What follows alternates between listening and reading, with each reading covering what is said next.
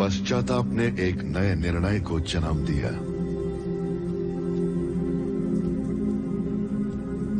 रहस्य से हासिल की हुई अपनी दैविक शक्तियों की वजह से इतना विनाश हो रहा है। ऐसी विनाशकारी शक्तियां मुझ में नहीं रहनी चाहिए। ये सोचकर उसने उनको 9 ग्रंथों में विभाजित कर दिया।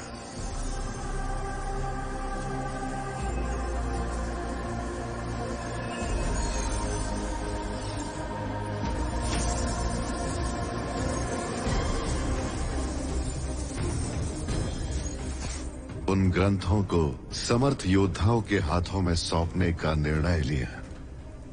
अष्ट सिद्धि वाले ग्रंथों को 8 योद्धाओं के हाथों में सौंपकर अमृतत्व वाले 9वें ग्रंथ को भविष्य देखने की क्षमता रखने वाले महर्षियों को सौंप दिया। इनके द्वारा मानव जाति का संरक्षण गुप्त रूप से करने का आदेश दिया।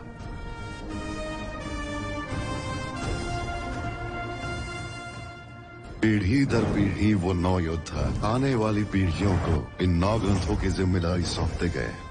इस दुनिया में मौत को भी मात देने वाले ऐसे ज्ञानी ग्रंथ को पाने के लिए ग्रीक, पोर्तुगीज, मंगोलियन, ममलू से लेके हिटलर तक इतने ताकतवर लोग ने इसे पाने की खोज में कोशिश की, लेकिन उन्हें भी ये प्राप्त नहीं हुआ।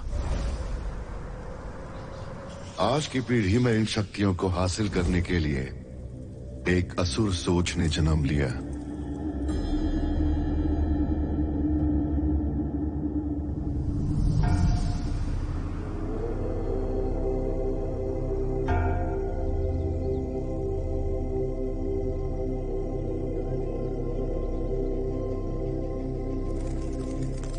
आचार्य,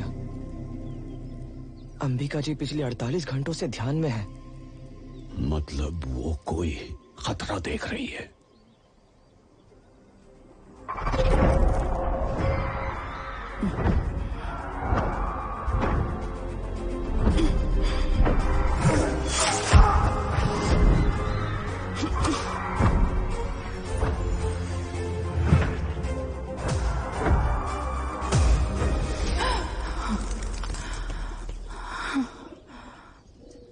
बंशी, 9 योद्धाओं के एकत्र होने का समय आ गया है।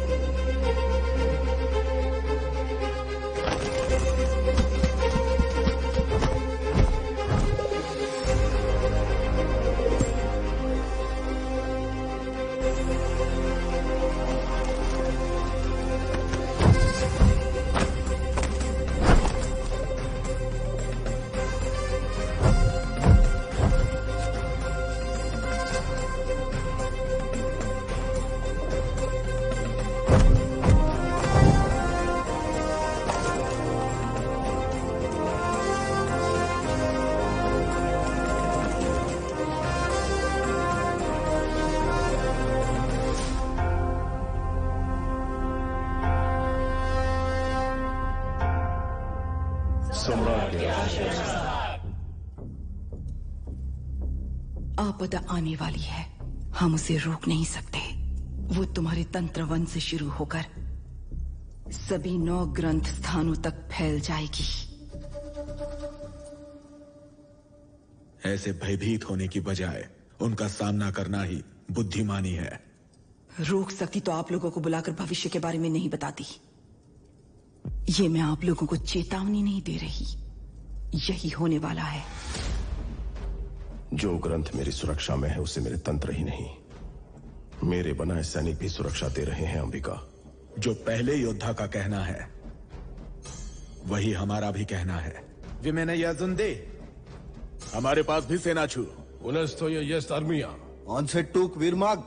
यहाँ बिना सैन्य का ग्रंथ सिर्फ आपका 9वां ग्रंथ ही है। बताना मेरा धर्म है और आगे आपका विवेक। स्वस्ति। स्वस्ति। अंबिका, वो लोग जा रहे हैं, एक बार फिर से समझा कर देखो।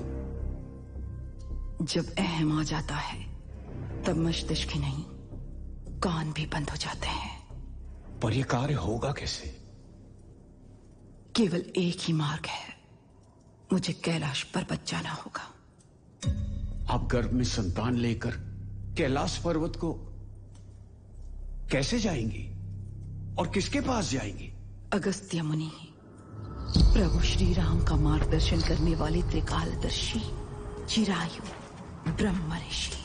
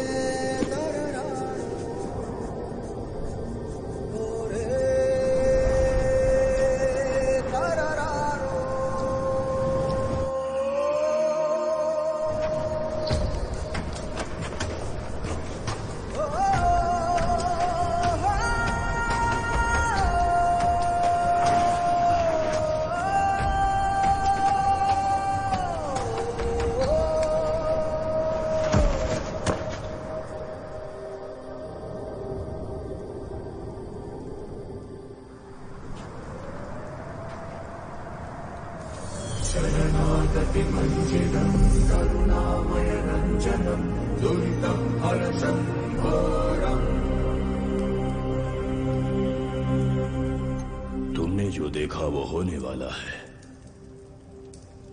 कलयुग में जन्मी कोई भी शक्ति इसे रोक नहीं पाएगी। परिष्कार युगों के पीछे छिपा है। ये प्रभु श्री राम के समय त्रेता युग में अस्तित्व में आया हुआ शस्त्र है।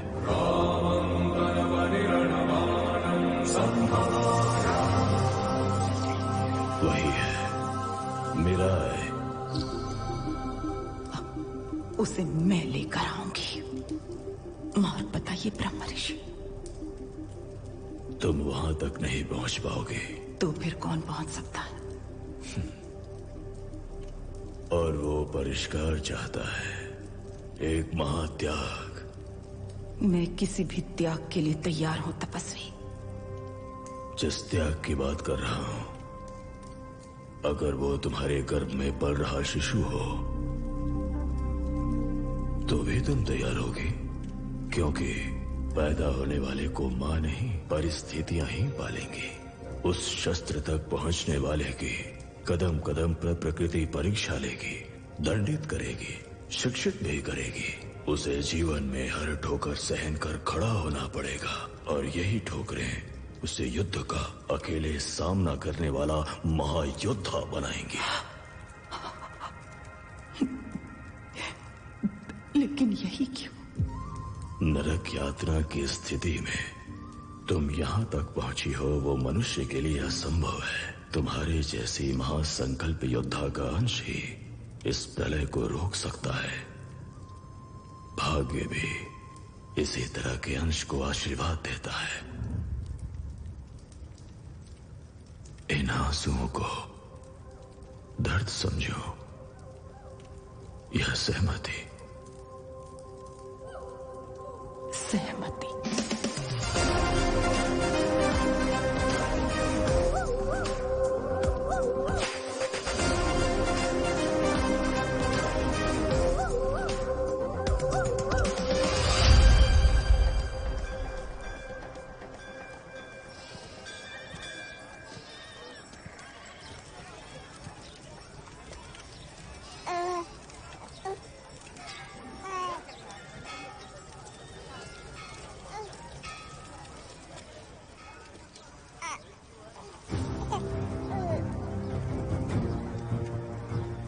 आदि योगी,